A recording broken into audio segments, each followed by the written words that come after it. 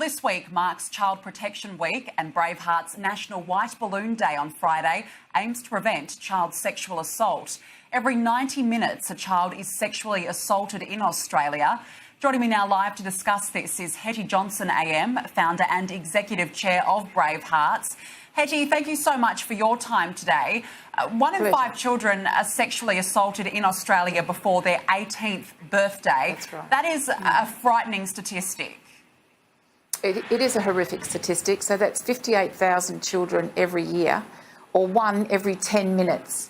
But, you know, only one every 90 minutes is substantiated by authorities, for the rest of them fly under the radar. It's a massive problem, Danica, and it's facing every family in this country. And so White Balloon Day is our opportunity to show we care, to ask and plead with the victims, who are the only ones who know who the perpetrator is, to break their silence and tell someone, and reach out to children and adults everywhere who have endured this as children or still are today as children, and say we care about them, we want them to tell someone.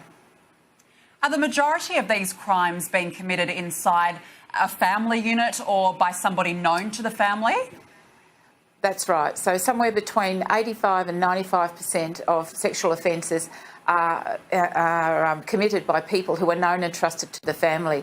You know, the largest proportion of that is inside the family home, and that's fathers, stepfathers, and then siblings. And mothers offend too. Let's not leave mothers out of this. Mothers do in smaller numbers, yes, but still it's a very real threat to our children. So it's the people we least expect. It's the people we as a community most trust with children, their parents. Surely our children are safe with their parents. But sadly, 1 in 5 kids will tell you that they're not safe with their parents. And so we need to reach out to those kids in other ways, through schools. This year we're asking people to get a piece of white chalk and draw a balloon on a footpath or a skate park or somewhere safe. Get out with the kids and do it. Just draw a shape of a balloon and send a message to people that protecting children is everybody's business. This week, of course, marks a Child Protection Week and Braveheart's National White Balloon Day. Can you tell us about these and how significant they are?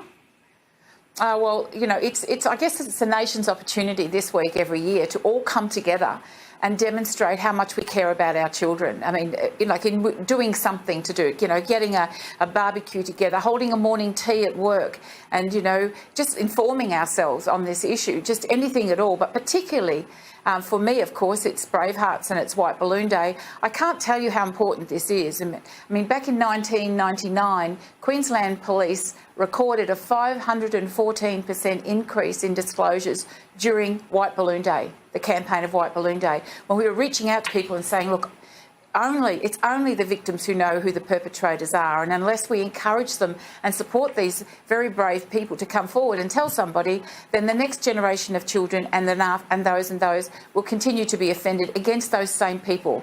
Because despite, you know, what we know is that these offenders rarely ever offend against one person or just once. Survivors believe they're the only one, but I can promise you they're not. These offenders will continue to offend until that offending is interrupted. So the plea is, go out, you know, tell somebody. If you're a survivor, tell someone. If you're a child and, you know, you're a parent, let's have the conversation with our kids. Let's get out on the street, get a piece of white chalk. It's simple, it washes away. Draw a beautiful message and let your kids know that no matter who it is, if they feel unsafe or unsure in any situation, that they can say no and that they will have your support. And believe our children. I mean, the horrific statistics about how many parents wouldn't believe their children if their children disclosed are just frightening. Kids don't lie about this stuff. If your children are disclosing, believe them. Understand what they're saying. Get down on the little chair and listen to what they're saying. When they say, I don't like uncle whatever or auntie whatever, you know, drill down into that and try and find out why. Just on that, what are the telltale signs that parents or even teachers in the classroom can look out for that a child is being abused?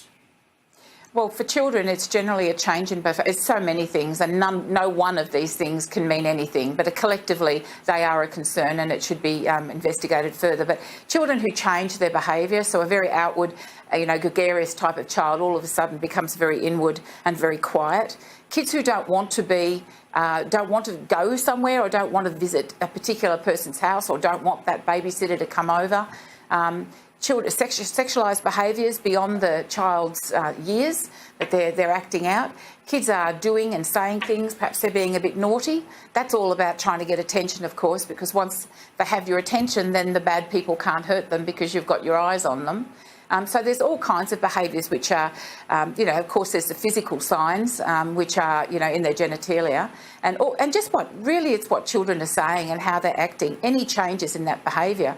And of course, for school teachers and others, dropping off in their attention, their lack of focus, ability to concentrate, just their behaviour. A lot of kids become, either they regress and become very quiet. Many also become very active and they get angry and can be quite violent. They may even act out on other children. We're seeing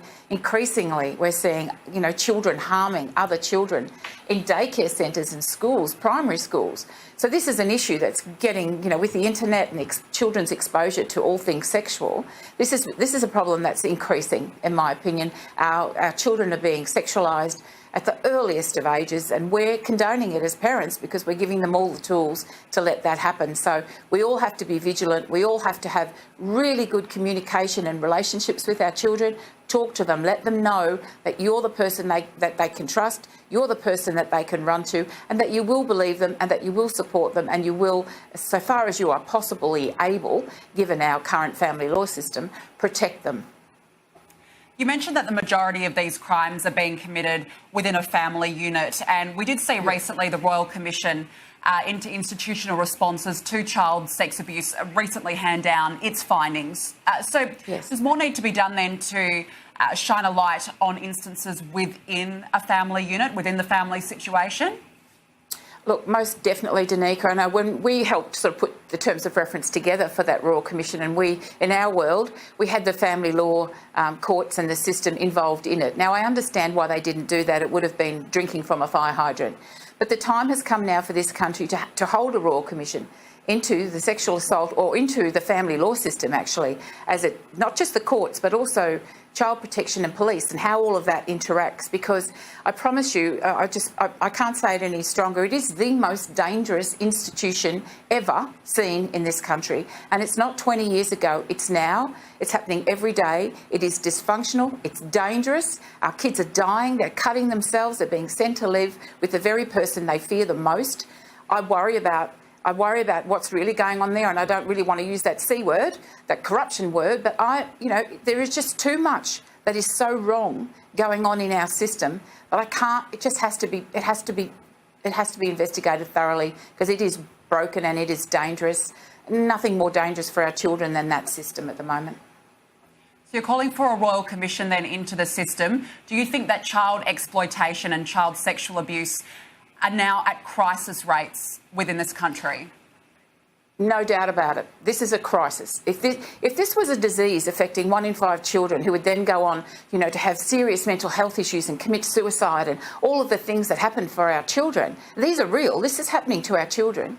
If that was some sort of a bug that was getting about, we'd have scientists crawling all over it from right around the globe trying to find a solution. There'd be vaccines, there'd be all sorts going on.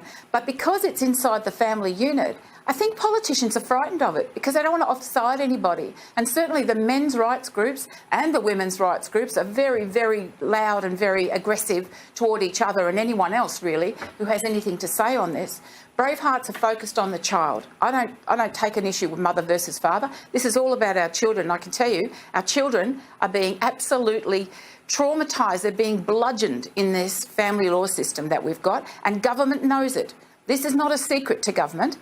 They just don't want the Royal Commission in the same way they didn't want the one into the financial institutions. But it's a Royal Commission that we have to have, and it's one that I will continue to fight for until we get it. Because if we are serious about child protection, and that's what this week is all about, then that's what we would do. I think it's quite frightening that it's not what we're doing, and I think we need to ask the question of why. Why, when we know that our children are being sexually assaulted in enormous numbers? Why, when we know that our family law system is so broken and so dangerous? Like, I can't express how dangerous this is. What's happening is it's heartbreaking. Why won't they move heaven and earth to fix it?